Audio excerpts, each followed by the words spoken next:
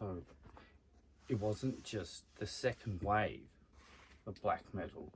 There was still in the underground other countries still producing black death metal sort of crossover stuff that had never really died, I thought. So it wasn't just all the Norwegian stuff that was amazing to discover.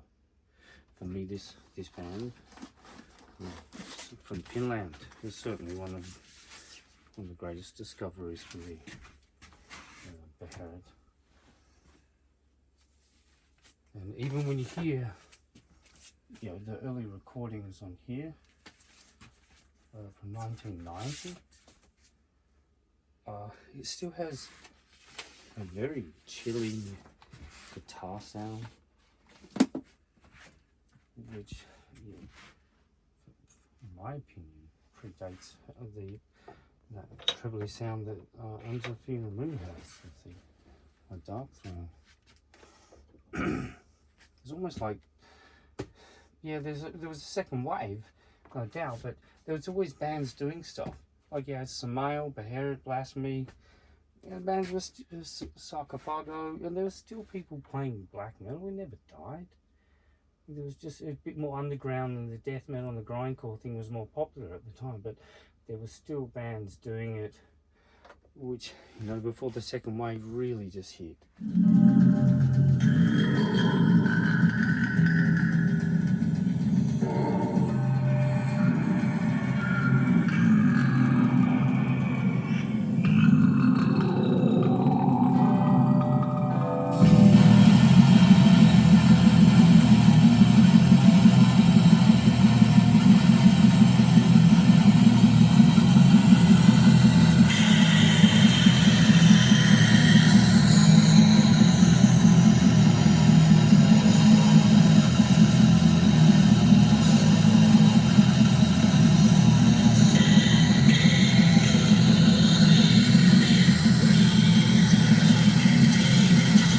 Vocals are like an evil demonic hiss in this, and it's got a very razor sharp chilling guitar sound akin to Under Fear the Moon.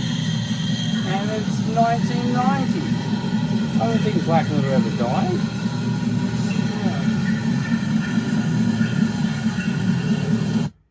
It was the second album more so that had the impact for me.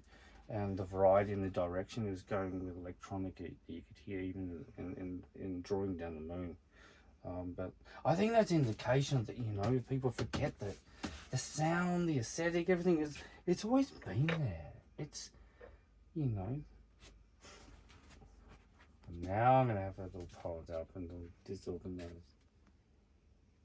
Oh yeah, so we're going to, just in a moment, featuring stuff outside of Norway, which was like, second wave sort of early 90s, which was discovering just before I recorded A Tragic Journey. So it's a part of my journey there, if you will. So from Sweden, these were a couple which are of interest. First one they has. And it's very much like, Blazing Northern Sky, Dark Throne. I mean, they are really good band photos, actually. They're some of the best black metal photos. Have a look inside. I mean, out of any black metal band, they're some of the best black metal photos I've ever seen. They're really good. I mean, it's sort of, when I first heard it, it felt like very much a jumping on the bandwagon black metal band. It's like, oh no, is this an indication that just we're going to suddenly have tens and hundreds and thousands of black metal bands? Yes, that is exactly what happened, pretty much. So I appreciated these guys a bit more later, not initially upon discovering them. Look at these band photos. Wow, I mean, it's so 90s. It is. It's the epitome of 90s. But that's what we love about it. Look at that. Excellent. No bloody phones there, man. I'll play something behind it.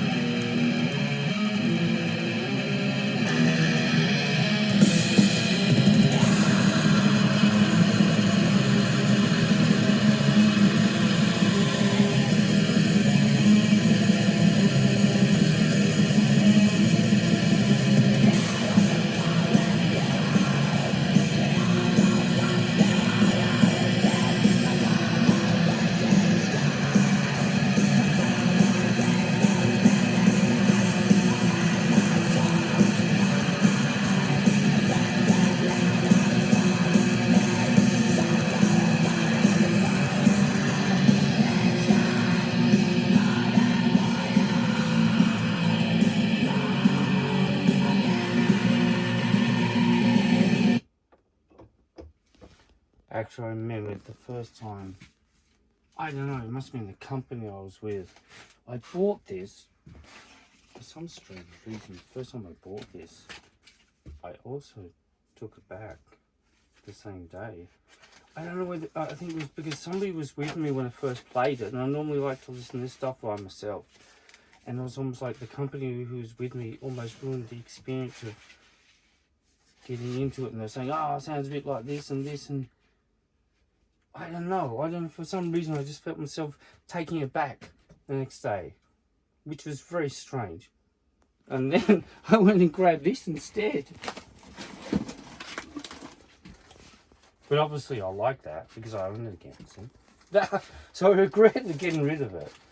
Because it's great. I mean, it's just really good, straightforward sort of black metal, a bit like a Blazing Northern Sky. Nice production, nice cold sound. But, you know, I mean, I was thinking of working on solo stuff, you know. So no, so it's sort of just, then I came across this. And what influenced me the most, and you can hear it obviously in like, One with the Night? It's probably One with the Night, especially. You can hear where the influence of Hart's vocals in this performance of the early Gorgoroth is only on the first two recordings, albums, and a demo.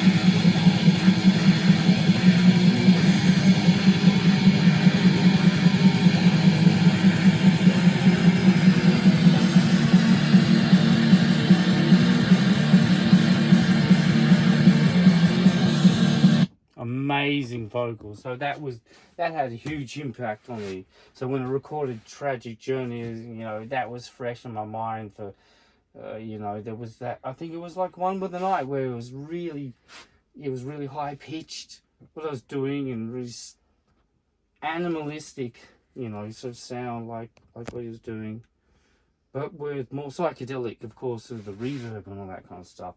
But yeah, it was more sort of the vocals. More than anything, this was a massive influence when working on Tragic Journey. So we've gone back to Norway, haven't we?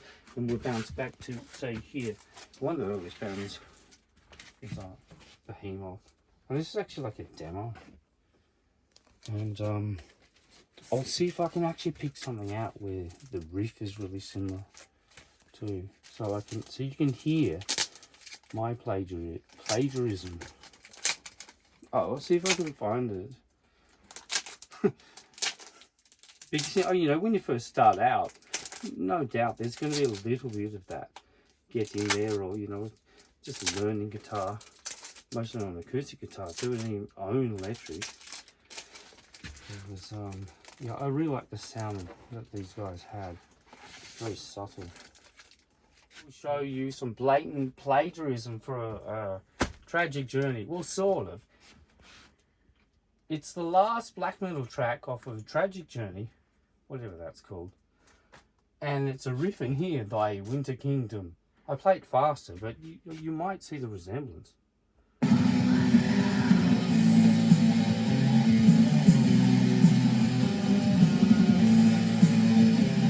I can tell by a mile. That's my plagiarism. I admit, fuck it.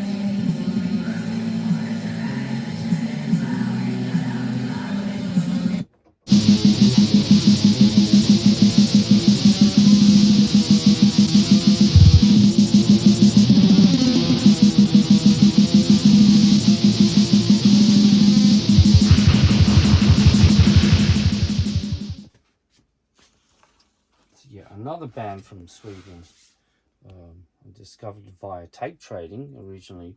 There's a band called Azuven Hani. I don't know if that's how I pronounce it. That's how I pronounce it. I'm going to play a part of the track here, Snow Colored Red. And I really like this riff. Have a listen. This is incredible.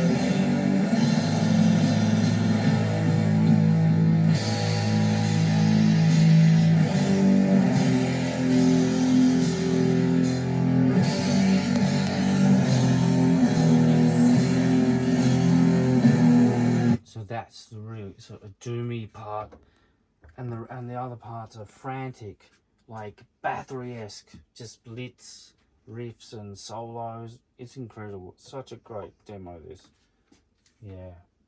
So I was listening to that quite a lot after accumulating it via tape trading. Just before I recorded Tragic Journey, and also. I think one of the earliest bands probably would have come across as Vlad Tepes.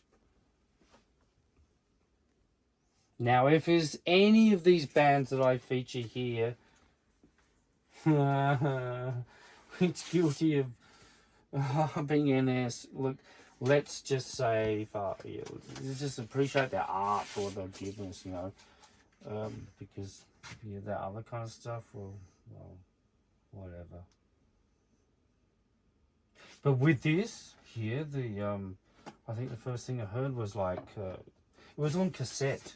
It was on Full Moon Productions in America on a Pro cassette, original copy I heard. A friend of mine who I was living with, he ordered a copy of it, so I heard it. I can't remember if I heard it. It was sort of around the time I was doing Tragic. Might have been after I recorded, I don't know. It's hard to know, but I remember thinking, like, hearing for the first time what I thought was DIY black metal, or people call it bedroom black metal, just, whatever you want to call it. It's just independent, any way, any means possible. It just by be purely independent and by any means of any technology that happens to be around. But so, and this is recorded on a 4-track, and I think this is one of the greatest sort of 4-track black metal recordings. It's very bright, the clarity's there, it's all nice and fuzzy. It's got a great sound, and it's pitch black as fuck. It's just whatever. Who cares about the ideology? It's like the atmosphere of the Lay Legion last stuff. It's immense, you know. It's incredible. At one with a fucking night. Most definitely this stuff is. Oh.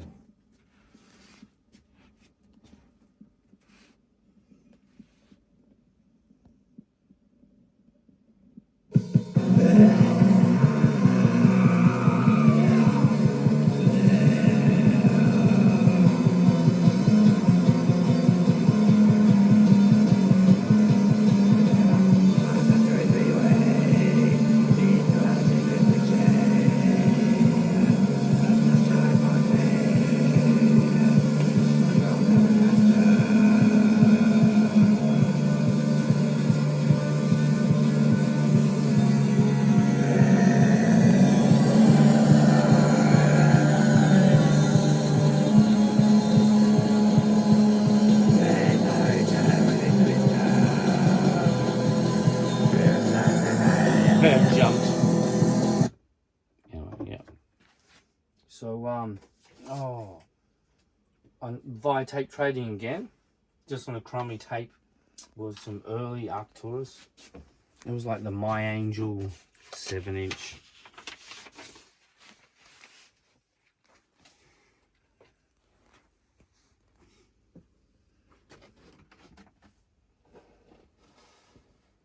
This for me is some of the most ghostly metal,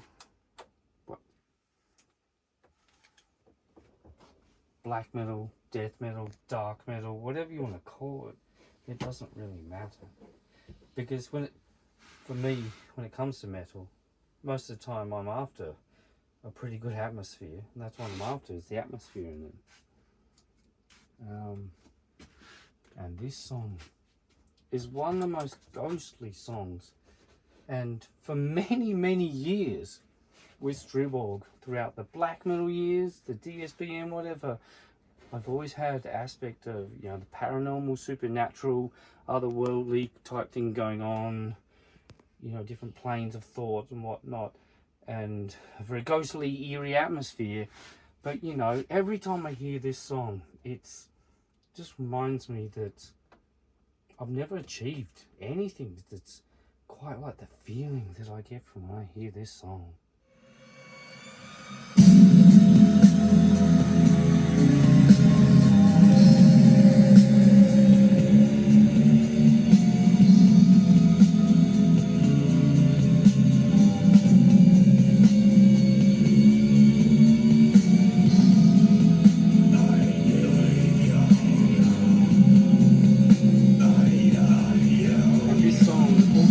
Inspired me lyrically to say, hey, you know, black metal doesn't need to be about Satan and killing people all the time. You can use it in a really dark and gothic, romantic way, like a forlorn way, like you're lovesick and you're yearning for love, and you can use it. You're melancholic and you're beautiful thing, and you know, you can title that kind of thing. And so the possibilities. You know, I mean, there's a lot of stuff I haven't actually published, where lyrically the early stuff is very different. And unfortunately, recently, I've lost a book that's got a lot of unpublished stuff that's via Striborg, that's lost forever now, because it was just a book about this thick. I may find it at a later date, or it could be lost. And that's got years of lyrics that were not published on a lot of the Displeased albums from memory. They could be lost forever, but I mean, you sort of get the general drift of what I go on about because of the amount of stuff I've published anyway, you know. Yeah. But this track, wow.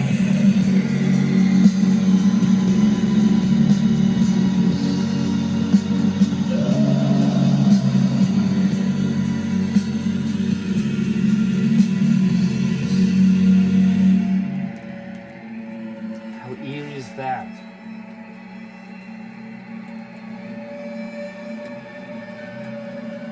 is also a connection, you know. That's also a connection to sort of the DSBM and the bands that I was discovering at the turn of that. Which, but first, before I go to there, I'll mention one band, one last band before. I'll say the turn to DSBM, because it's what this post is. It's sort of like from black metal to DSBM is what I'm sort of doing here in a way. So but I think last band I'd like to feature, and let's play it off the first spell, Johanna. I mean, this opened my mind too, and same with the early Dimmu Borgir albums. I really like, you know, symphonic black metal. Actually, so it doesn't always have to be so raw and lo-fi for me. You know, I do really enjoy stuff that's like, and you know, some of the tracks off of here, so it's so catchy. It's like you think, look, this is better than the shit you in the fucking chart, I tell you. I mean, for example, just here, Zombie. This is a bootleg. Oh,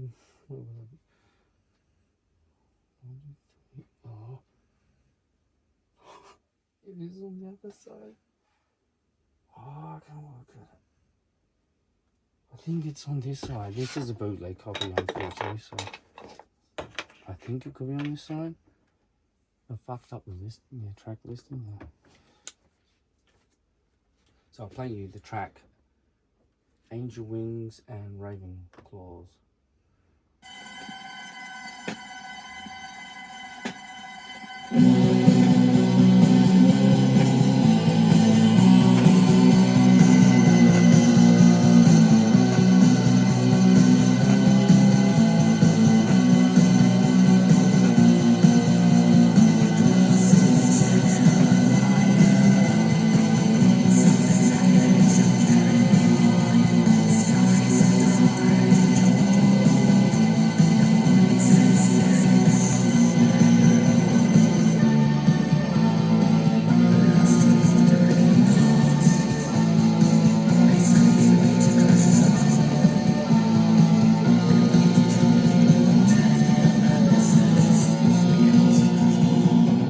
I'm not going to play you the best part. You have to check the song out yourself.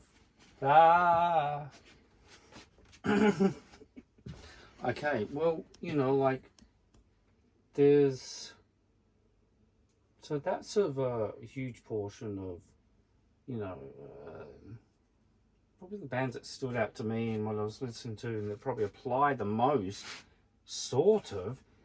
I mean, but the thing is, when you listen to Tragic Journey, it doesn't sound like any of this stuff that I've been playing to you, like the evolution of Striborg and what came out around that time is, I don't know, it's the way I record it, the finger drums on the keyboard, all the effects on the vocals. First time I heard it back, I was like, this doesn't sound like what I've been listening to. And I thought, this sounds just fucking weird, you know, like an alien from another planet or something. But I sort of like the fact that it sounded so strange. Like it definitely was, there's something unique about it that was cool. But anyway, so I kept on going, of course, with doing a tragic, through the forest to spiritual enlightenment and old immorts, which was still more of the whole Norwegian black metal worship and fast black metal, fast riff, blasting all the way through and whatnot. And I changed name and direction with slightly with Striborg when I changed the name in '97. But and discovered bands along the way. Of course, I hadn't actually discovered this band until I don't know. I think I actually recorded my first 3 sort of full-length demo albums before I even heard Iljan. The only album which it's the most evident is Misanthropy Isolation. it's really evident that it sounds like Iljan, isn't it? You know, but the reason why I say like the second one, through the forest and onwards, sounds like Iljan is simply because it was recorded on a 4-track and had shitty equipment and whatnot. But this is a good place to start the collab with Iljan Nidhogger.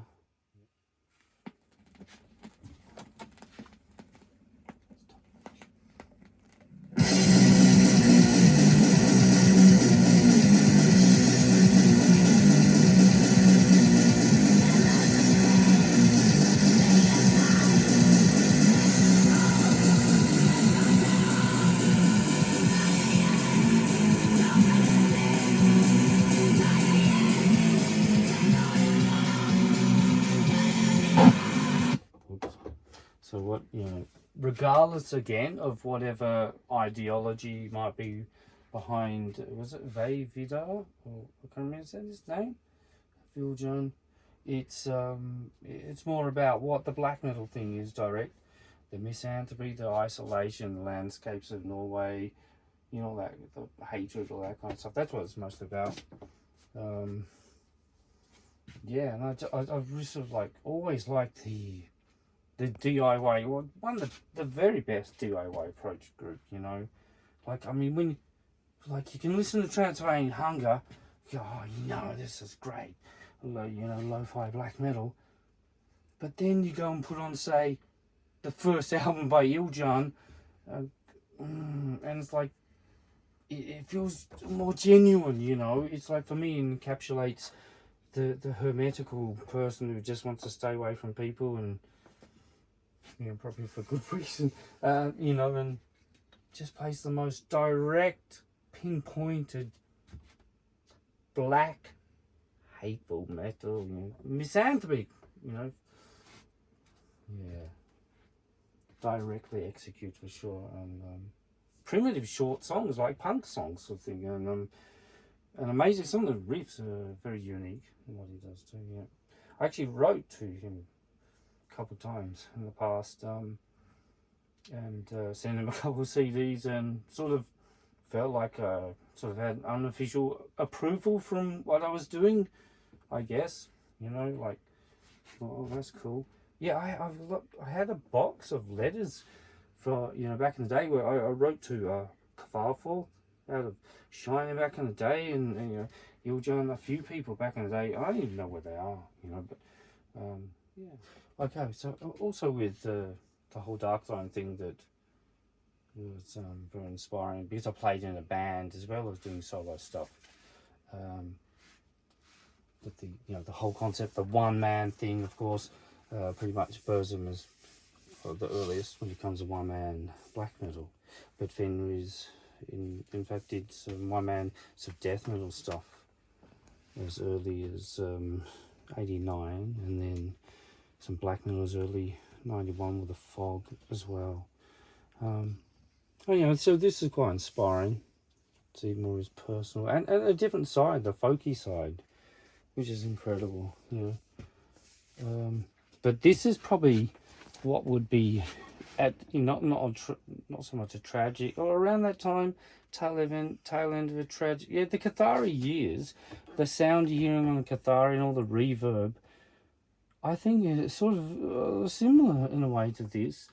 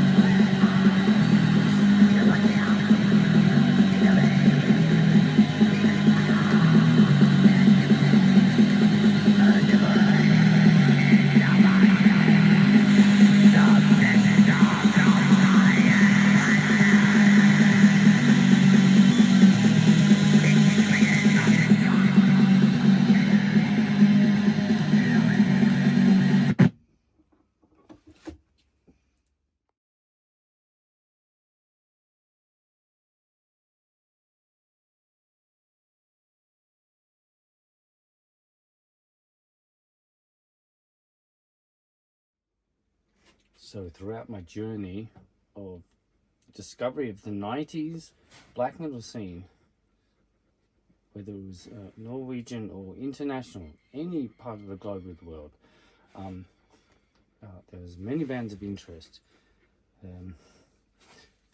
Things were changing by the end of the late 90s. And I actually discovered this band quite early on. But this is my favorite track, and this has been one of most definitely the blueprint for the DSBM black metal sound. Now this is most definitely the most atmospheric and coldest. It's nice and repetitive and monotonous, and it's just sort of this beautiful melancholy about it. It's incredible. And so I'll play this track off the original 7-inch too, by Strid Battle. And Natavandring, that's I like to translate that as like Night Wanderer. I like the sound of that as a translation to English. So let's play with this. And you can hear the later influence most definitely in Shiny, and also in early Striborg. Absolutely. Because this was, this what changed the part of the direction, at the turn of the millennium.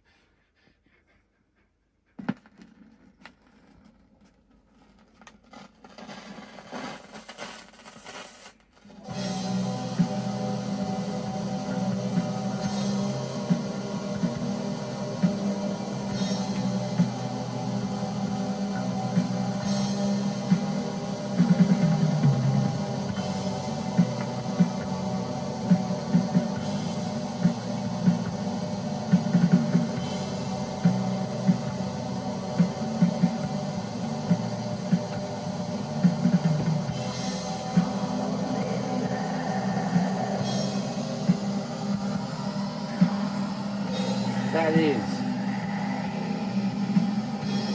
A little bit more. Have a listen. Oh,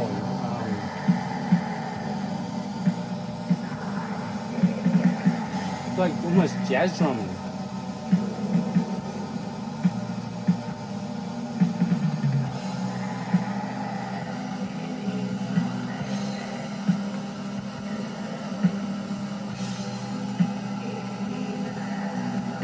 Yeah, it's so shining, it's so early Striborg rip-off of this band, obviously. Oh, listen to that, the atmosphere, the blood-curdling voice, the guitar tone. Oh my god. It's fucking incredible. It really is. That is like, when I heard that, I was like, whoa, this is something different. It's sort of like Dark Throne slowed right down to 16 or something, So I've never heard this kind of approach before. Yeah, but it didn't win me over fully just hearing this band. It wasn't until I heard this band that changed everything for me. I guess sort of like many a time milestones in my life, like the discovery of black metal in the first place, Venom and Bathory, and then sort of the impact that say Dark Throne and Isengard had on, and the possibility of doing a one-man thing myself. By the time of 1999, it took me that long to discover this group because I heard this first. The first album, Under Blood Red Moon, and that just translates as moons, I think. I don't know. I tried doing some research, just some quick Google before I came on here. I thought, oh, fuck you. I'm just going to go with what I knew before, and I'm going to be fucked with that shit right now. This is like the very first, earliest mains material. And then there was another demo after this. And a selection of those demos would make onto this album, and as they say, this is how the demos would have sounded if we had the equipment that we would have liked in that time. So if you want to hear something more polished sound, then I mean this is a great place to start. But I really would like to play the demo version of a really classic DSBM, probably the greatest DSBM black metal song of all time, and probably the earliest, but predates even Strid. Yeah, it predates fucking Strid. I mean, when I think of End of All Life demo, it's okay. The 7-inch is fucking incredible, but I think for me, you know, who really pinpointed the DSBM thing, it's not just that. I think it's not just the DSBM thing. I'm after a spectrum of stuff, I guess. So also with this band, you get it's very dark too. I mean, the tone, I mean, the atmosphere is really dark, and it's mysterious. Oh yes, like watching a Twin Peaks, you know, well, David Lynch film was. Oh, respect, R.I.P. My favourite director of all time. Well, respect. But anyway, so it, you know, for me, it was the atmosphere just absolutely took me with this group. Okay, so we will play. Oh, it's a masterpiece. It's the greatest. Yeah, okay, I'm gonna fucking go a limb and say this. I don't even know what that means, but I'll go on a limb and say this is the greatest DSBM song of all time. It's sort of like, you know, the stairway to heaven of DSBM, if you will. Fucking is, you know. So this translates as night moon, is it? Something like that. I don't know, I've probably got it wrong. Anyway, something like that, anyway, but let's go. This is incredible. And you can, well, let's let it speak for itself.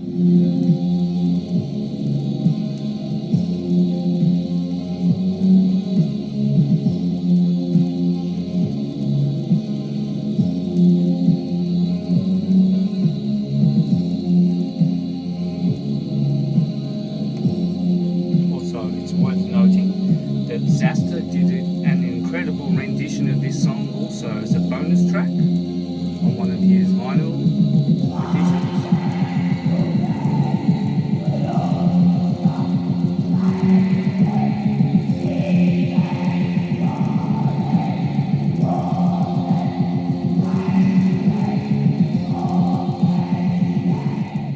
Both versions of that are incredible, the original demo and the one presented on the first album via Hammerheart Records. It was released in the Netherlands back in the late 90s. Incredible. So yeah, and then so a combination, therefore the combination of this sort of the darkness and the depression, the like this more very mysterious, whereas that's more kind of atmospheric and, you know, cold. The combination of those two bands had such a huge impact on the turn of the millennium for Striborg. Plus, I had been like my first relationship of 4 or so years. It did not end well, so I learned a lot from that. So I think from being completely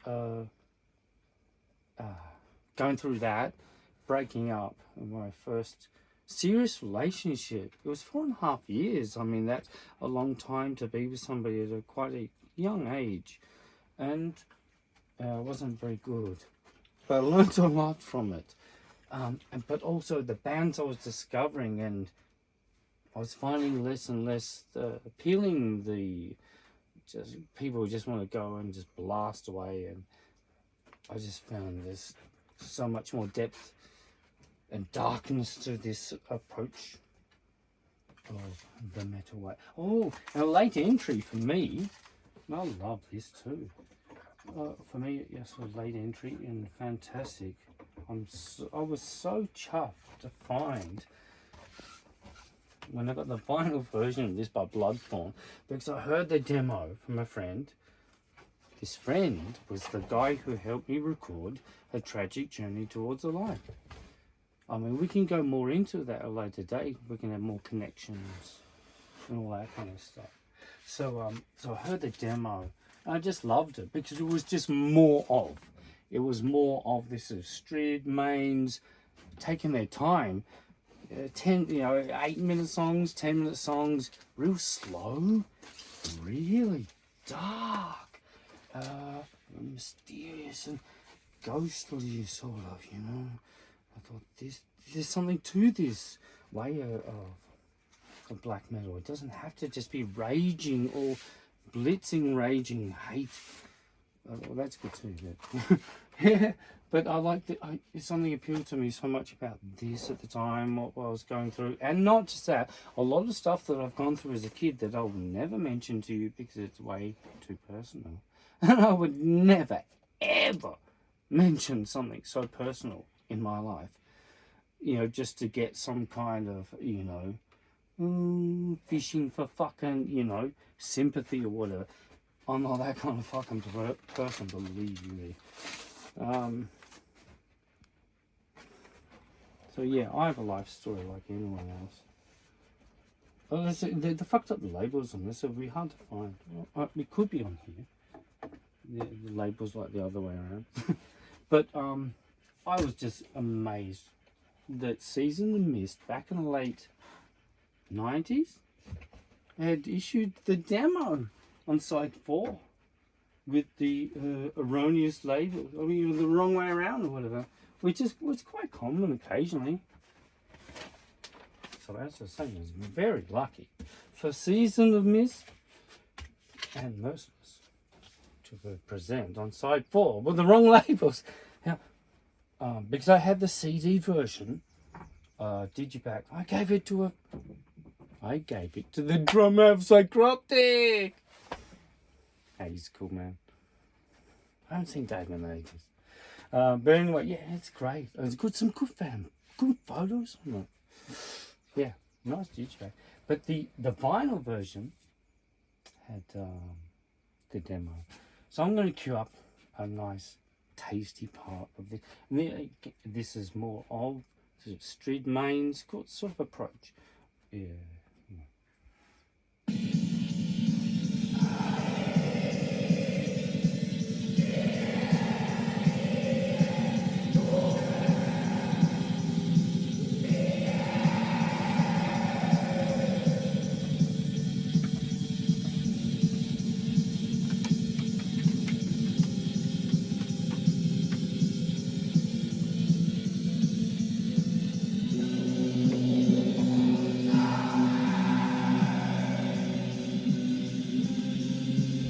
That riff, incredible. Wow.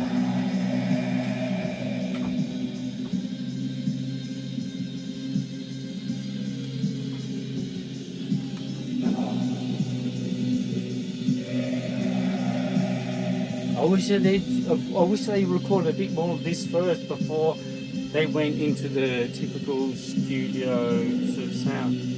But don't get me wrong, I actually love this album too, all the way through. This is a very, in my opinion, underrated, both sort of precursor to the DSBM sound, but also wonderful symphonic sort of black metal. Yeah, it's great. Really good.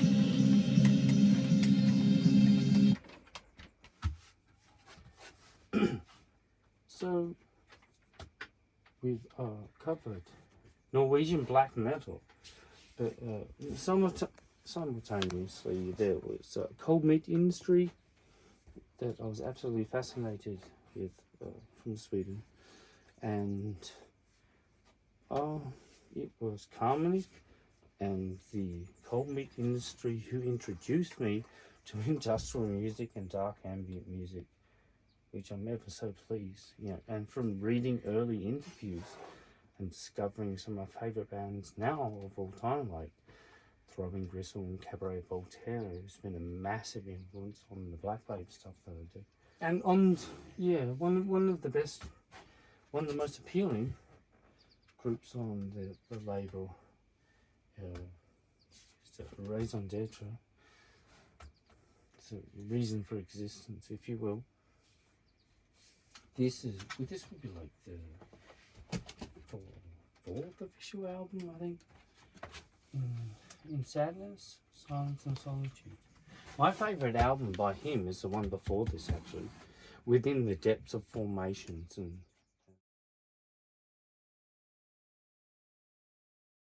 it's very introspective. It's extremely depressing. It's just say you feel like meditating. Just say you feel very extremely depressed, or even worse than that, or different to that, sort of or apathetic, sort of how do you say, anhedonia, so completely neutral, just devoid of thought, if you will, devoid of emotion. If you feel in that state of devoid of emotion or of extremely depressive state, something like that, it could be salvation. It could be something that could be a benefit to explore. And the dog will always chew you up afterwards. But I'll play you one off of the next album after that. It's just a really good. It just sort of sums up. It's got the same feel too. This double LP has bonus songs, but this is the Well of Sadness, and it delivers. So I sort of find as that's a black metal thing is right. DSBM, it was never a thing when these guys were doing it. Burzum as well. It wasn't a thing. And even when I was doing it, it's like it wasn't a thing. I was just playing what I always thought was just depressive black metal, because that's exactly what it was. It was like black metal, but it was slower and depressing, like Mains and Street. And that's an early Burzum what, because that's exactly what it was. But that term came later, but all these newfangled names. But I found this to be next level. Over metal. It speaks for itself.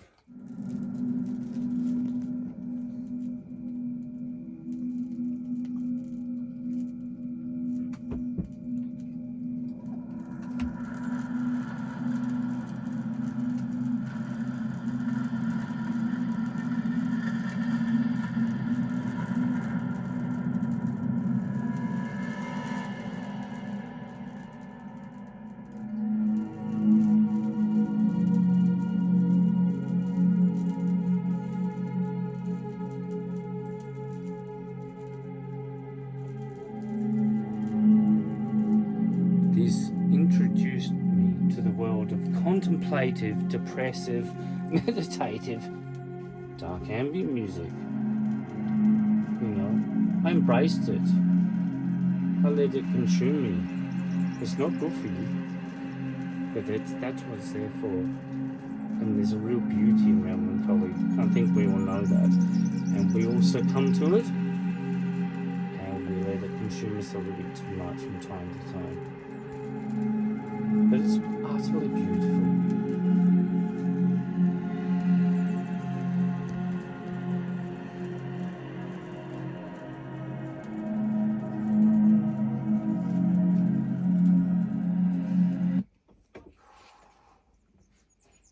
It's dark. Okay, so the last group I'm going to feature here is it's a one-man black metal band from the US, who once was called Birkenau or whatever, a reference to the atrocities of the Second World War. And I mean, on one hand, as a misanthrope, if that's what he's referring to, the atrocities which happened to mankind back in the day, then that's okay. But if it's in affiliation in league with in his black metal, then she can fuck off.